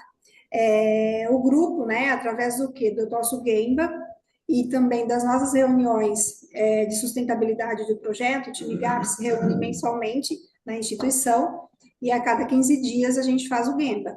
Então, nesse processo todo, a equipe aí fortalecida e bastante preocupada, precisamos levantar quais seriam, ouvir as equipes e o que estava acontecendo para esse aumento tão considerável, mais que o dobro do nosso loss com internação. Pode passar, por favor, o próximo? Pode passar mais um, por favor. Aí nós aplicamos, né, o diagrama de Chikawa e a equipe aí toda movimentada para esse momento. A gente começou a identificar que a gente tinha um gargalo muito grande com as avaliações das especialidades médicas, né? Então, o paciente ele já vem referenciado das UPAs, já com uma hipótese diagnóstica, mas muitos casos, e a nossa rotina, ela sempre foi demandada para que o especialista ele viesse para fazer essa avaliação, confirmar esse diagnóstico, e aí sim a tomada de decisão para gerar a internação deste paciente. Então, nós vimos que esse tempo estava muito grande, nós temos 9 especialidades, né, à distância, e aí um misto de equipes, entre a equipe que conseguia atender o prazo de uma avaliação em 1 hora, algumas demorando 3, 4, algumas equipes, dependendo do plantão, até 12 horas para uma avaliação de especialidade, e tudo isso elevando muito esse tempo, né, do nosso loss com internação. Consequência disso, o que a gente tem, né?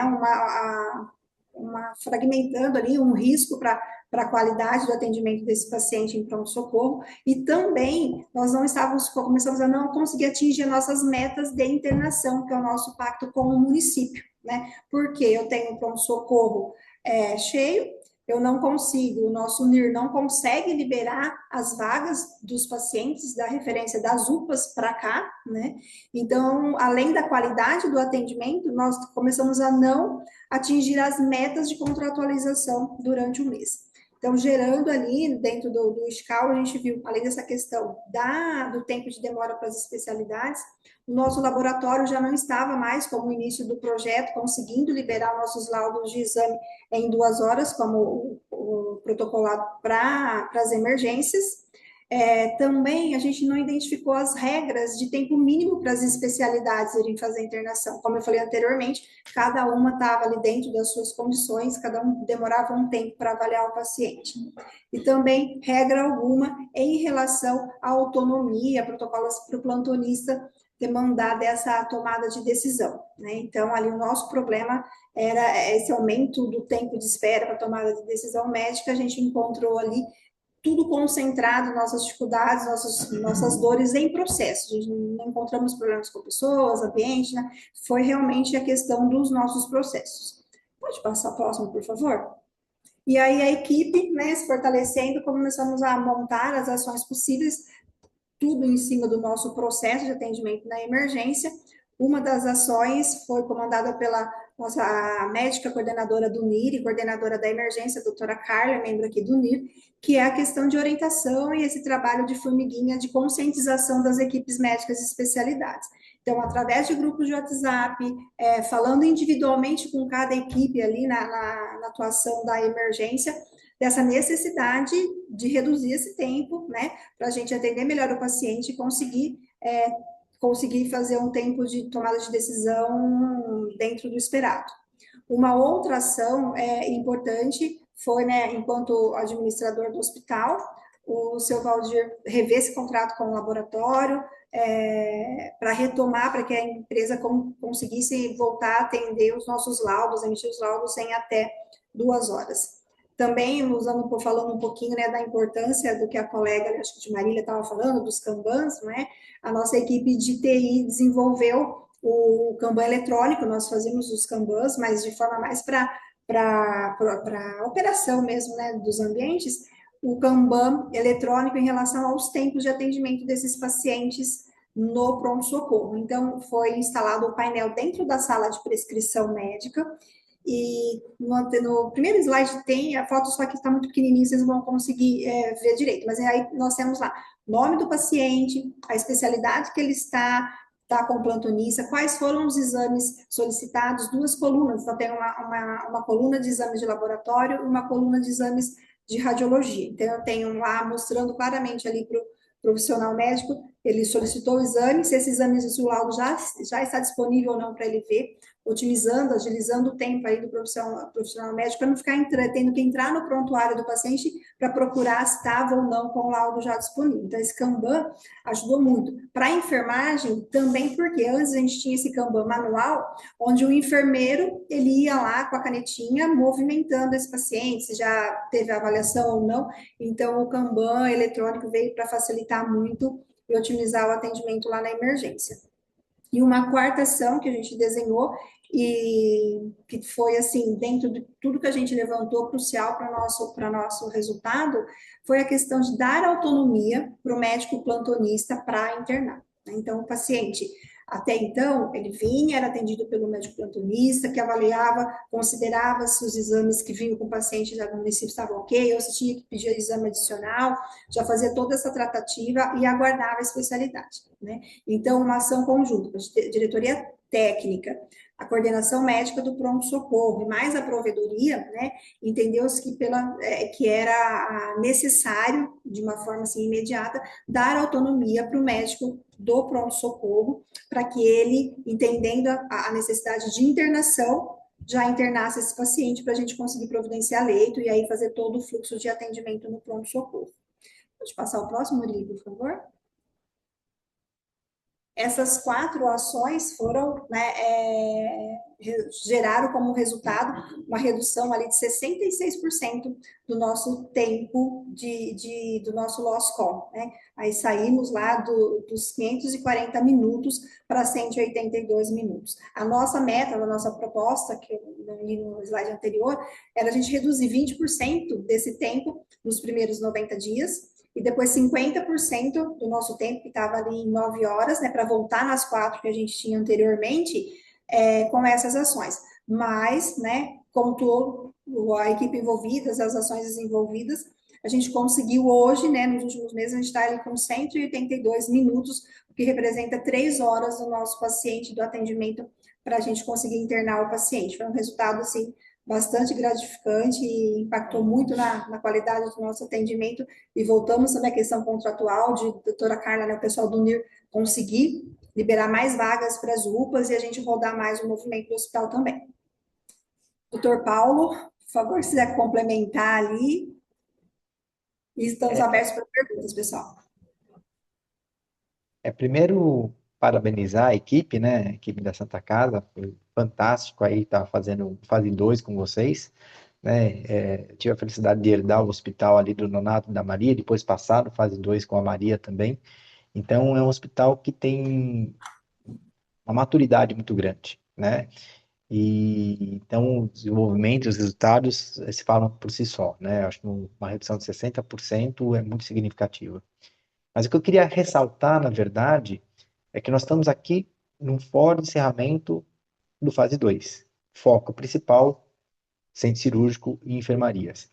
E, de repente, a gente foi convidado ali pelo Branquinho para estar fazendo uma exposição, né, de 1 a 3 com referência à entrada, né, à porta, porque a Santa Casa tinha tido esse destaque, né, com essa redução bem importante, 3 horas de tempo de passagem do paciente interno, para a média nacional é muito bom, né?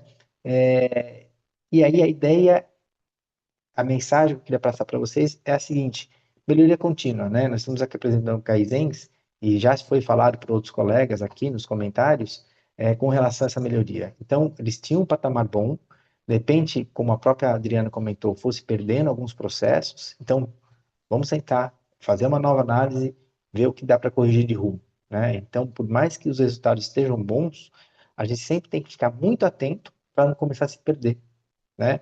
E resgatar aquilo que foi bom e criar novas coisas. Então, acho que a mensagem maior que eu queria passar para vocês seria essa, né? Então, teve a apresentação de 2 kaizens maravilhosos aí com relação à enfermaria e centro cirúrgico. Mantenham isso. Talvez comece a ter uma escorregada, perder um pouquinho aqueles indicadores, né? Revejam o processo, né?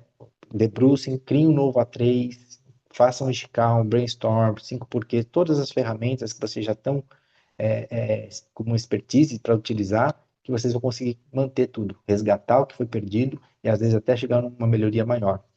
Vocês tinham, a Santa Casa estava com 4 horas, né? Um resultado fantástico depois da passagem do Nonato e a Maria lá, e agora estão com 3 horas. Então, eles não só conseguiram resgatar o que eles queriam, mas conseguiram ganhar mais 1 hora, né? Então, acho que a ideia do A3, do Kaizen com melhoria contínua, acho que tem que ficar no coração de cada um de vocês, tá? Seria isso.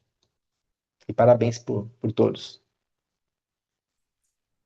De agradecer aí a apresentação, Adriane, Paulo. Muito legal a apresentação de vocês. Muito legal ver os resultados apresentados aí neste Kaizen, essa cidade que sempre figura na lista dos melhores IDHs do Brasil. Agora eu gostaria de chamar também o Kleber, diretamente lá do Espírito Santo, para falar um pouquinho, que ele é o consultor médico do Hospital Sírio-Libanês, vai falar um pouquinho aí para a gente dos resultados que a gente teve agora no ciclo 5. Kleber, a fala é toda sua. Bom dia, pessoal. Dando sequência ao nosso fórum, compartilhando tela com vocês. E agora nós vamos falar um pouco dos resultados do projeto aqui do ciclo 5. E vale ressaltar que o bom desempenho de uma unidade de internação ou de um centro cirúrgico está diretamente relacionada à qualidade dos seus processos e dos seus processos dos serviços que lhe dão suporte. Então, trazendo aqui a tamanha complexidade de interface, de comunicação que o centro cirúrgico e a enfermaria têm dentro de todo o hospital. Então, a adoção de indicadores de qualidade é determinante para uma gestão madura e eficiente, estão garantindo aí a manutenção da qualidade desses processos. Então, nosso objetivo agora é mostrar os resultados aí obtidos de todos os 15 hospitais que passaram por esse projeto. Compartilhando a minha tela aqui.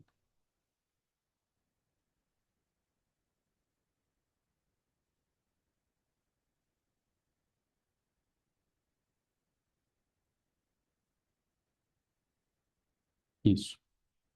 Então, os indicadores, eles foram divididos em indicadores de Ô, internação. Kleber, tudo bem? Oi, Oi. Você está compartilhando a tela, na verdade, não está em modo apresentação, porque você está compartilhando a tela deixa eu tirar aqui, peraí. do programa, Se do precisar, eu PowerPoint. compartilho aqui, tá, Clebão? Tá no jeito. Você compartilha para mim, por favor, Ender? O Wendel consegue compartilhar para a gente?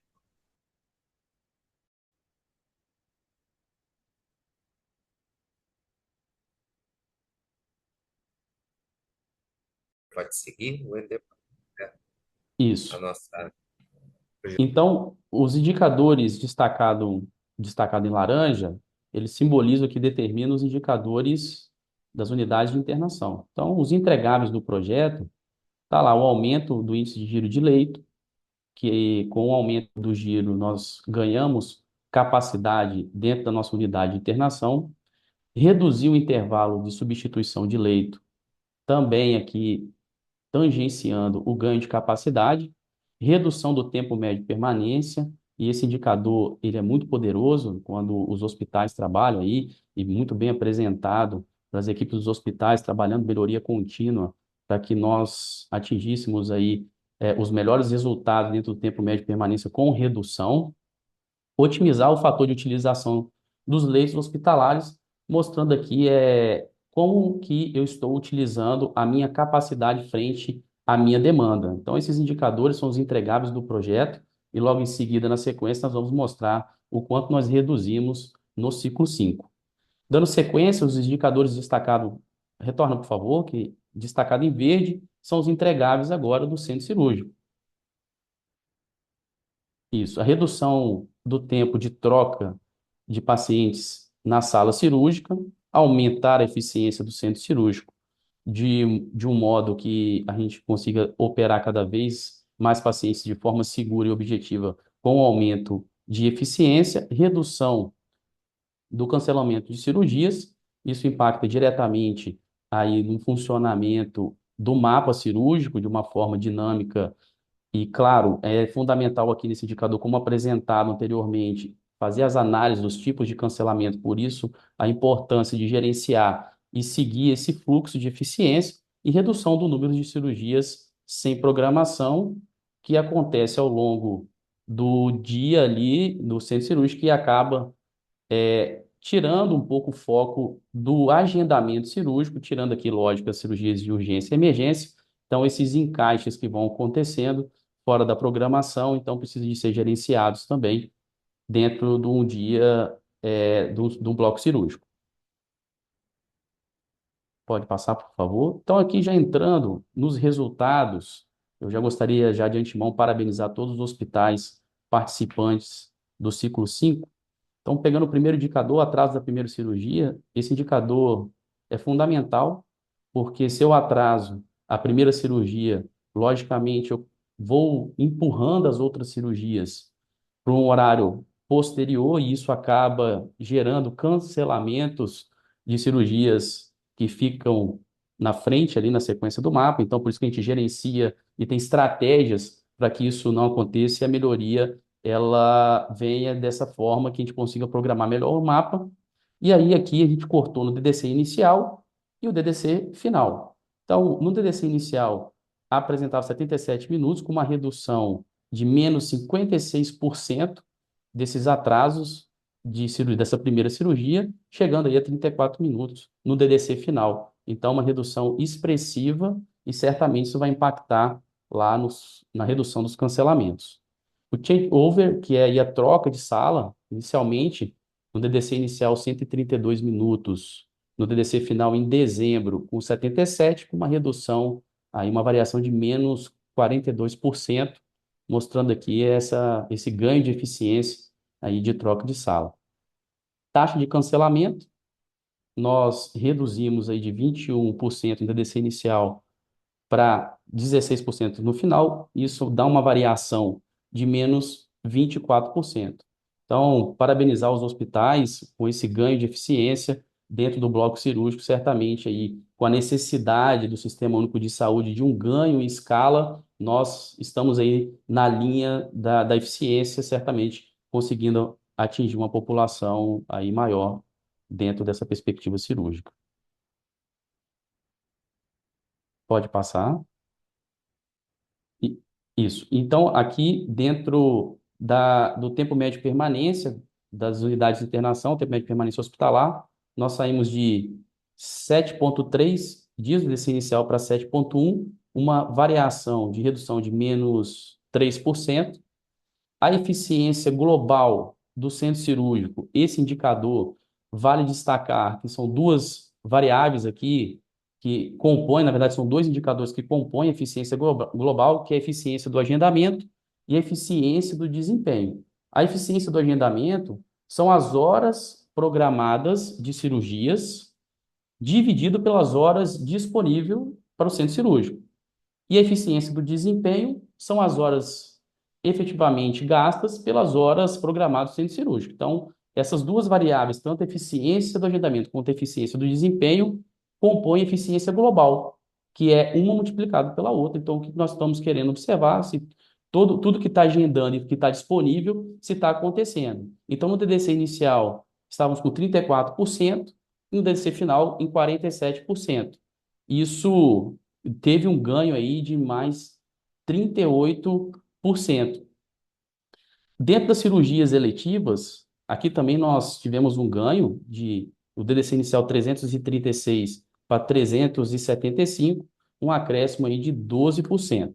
Então, se considerarmos apenas o mês de dezembro, que é onde o DDC aconteceu, esse número de cirurgias potenciais a mais por ano chegaria aí a 720 cirurgias, sendo uma média de 468 cirurgias a mais por ano por hospital. Então, demonstrando aqui um ganho de capacidade cirúrgica expressivo dentro dessa perspectiva do projeto, que é onde nós atuamos aí com várias ferramentas já apresentadas aqui em formato de Kaizen, tendo esse impacto muito positivo dentro dos hospitais.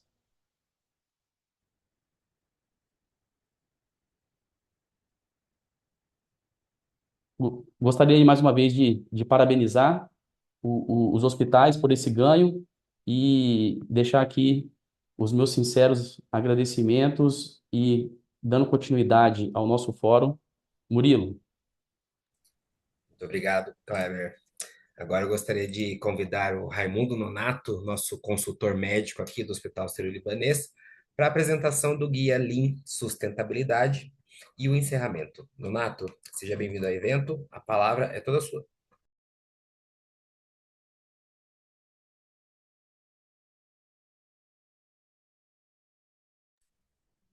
Não estamos te ouvindo, Nonato.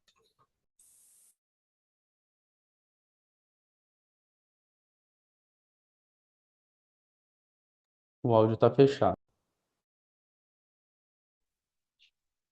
Agora, se permitida aqui a habilitação. Bom dia, pessoal.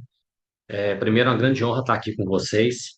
E eu acho que tem um ponto de fundamental importância no processo que todos vem trazendo da ação ativa em mudança. Todo processo de mudança, ele passa por quatro dimensões, e essas dimensões, elas precisam ser muito bem reconhecidas. A gente precisa de vontade, de conhecimento, de colaboração de todos e, fundamentalmente, de conexão. E toda vez que a gente fala de conexão, é o método que queremos, de algum modo, utilizar para que haja o envolvimento de todo mundo. E aqui tem um ponto que é muito importante. Pegando aqui desde todas as apresentações aí do A3, a Jailine trouxe um ponto importante lá do HUT, que chegou num determinado momento que ela percebeu que a melhoria entrou num platô. E aí teve que se fazer uma nova análise da melhoria.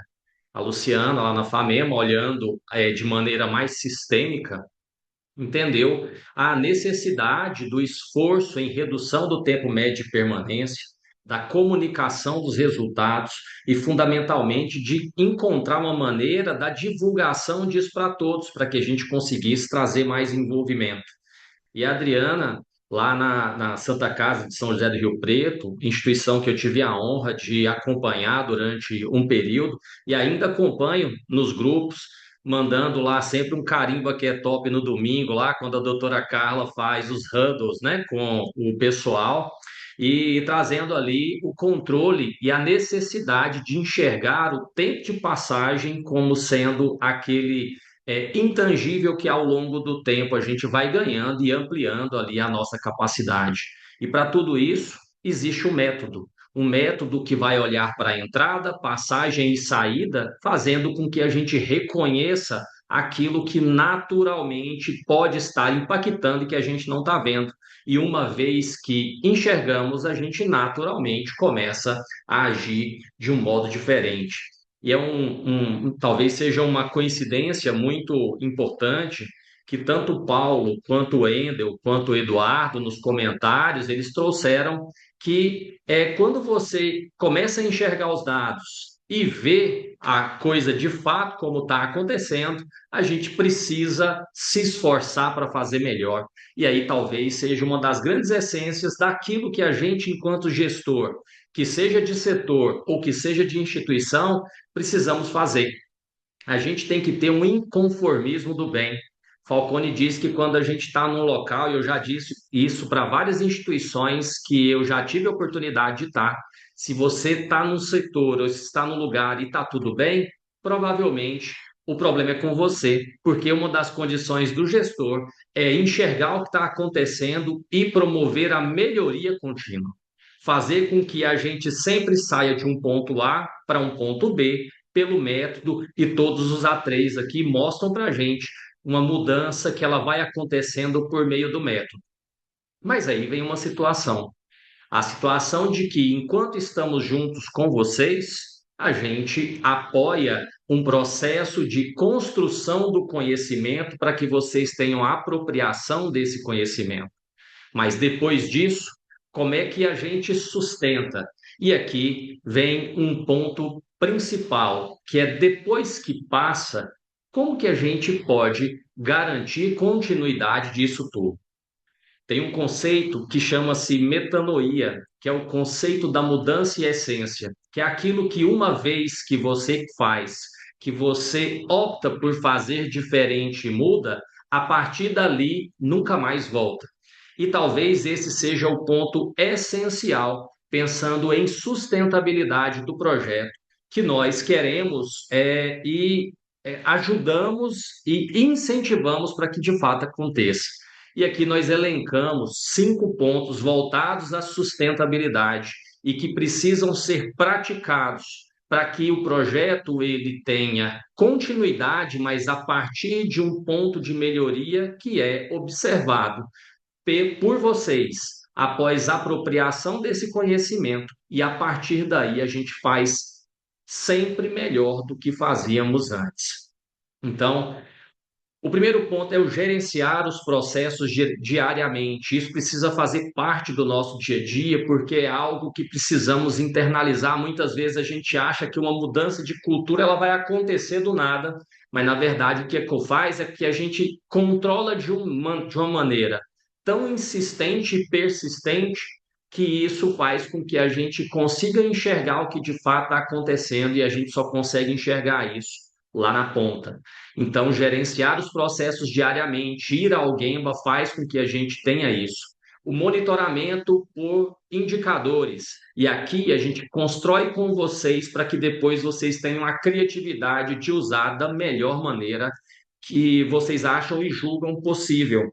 E esse é um ponto importante, porque tudo aquilo que a gente gerencia e enxerga, a gente tem a ideia do que podemos fazer à frente, que é a nossa ampliação de capacidade futura.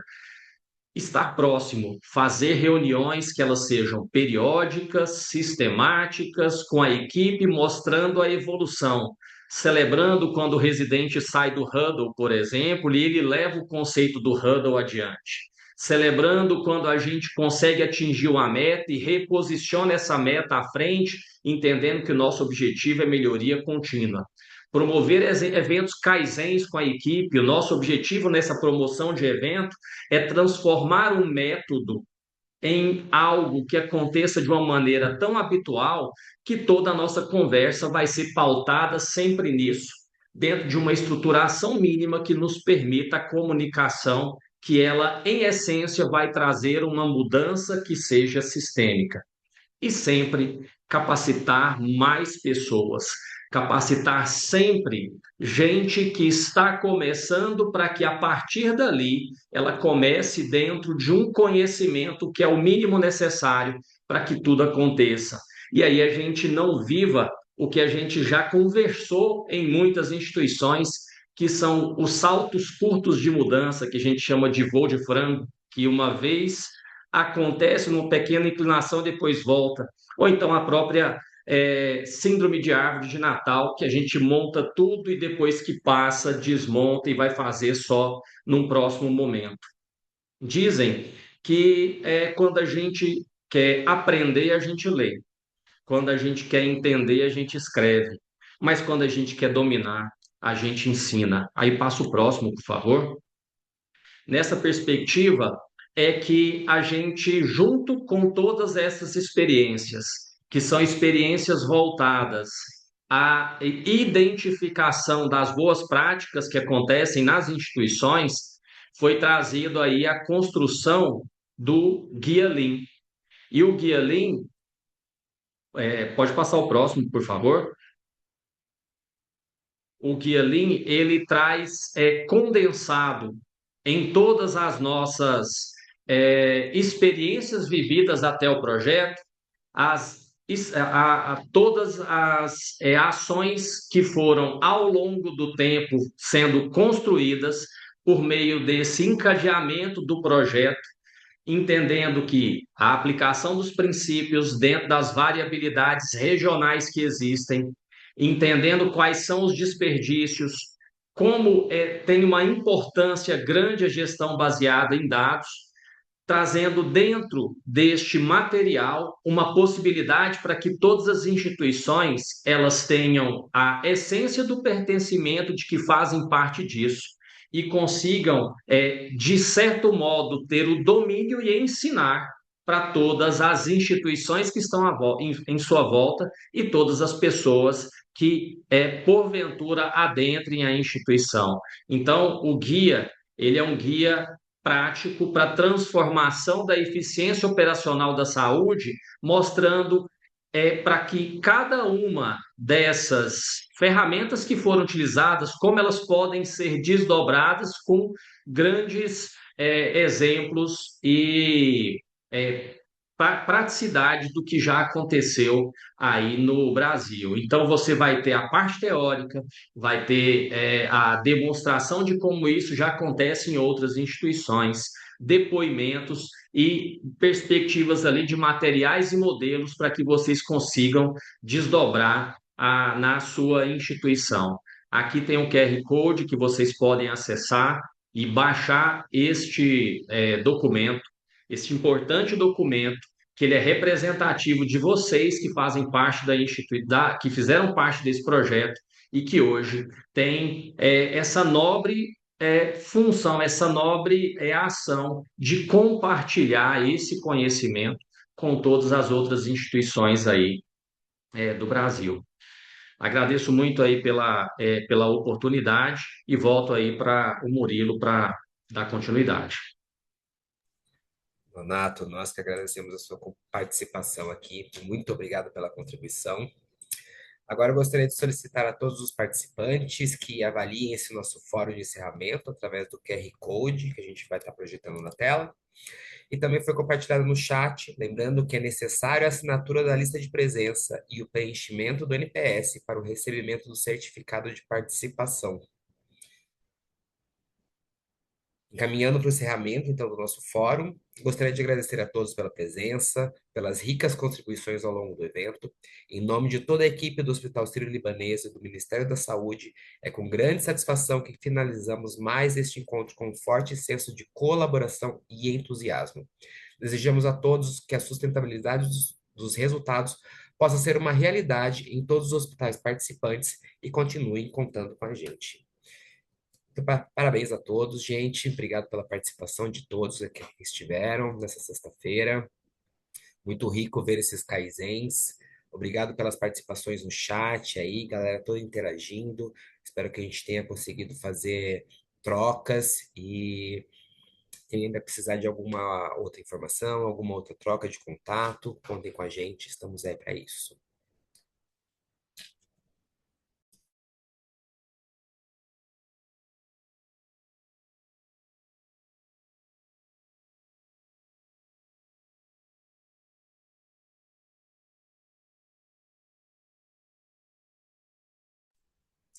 Mais uma vez, então,